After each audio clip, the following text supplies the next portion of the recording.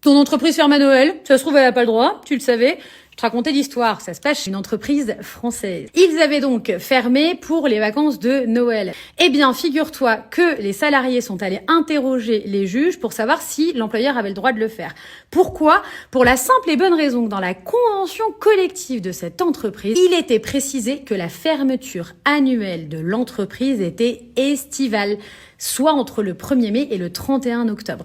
Qu'est-ce que ça veut dire? Ça veut dire que l'entreprise, elle pouvait fermer à Noël, mais elle ne pouvait pas, dans ce cas, obliger les salariés à prendre des jours de congé. T'as bien entendu, les salariés étaient payés pour être chez eux, mais c'était pas déduit de leur congé payé, c'était offert du coup. Ton employeur, il a donc 3 obligations à respecter pour pouvoir fermer sereinement son entreprise à Noël.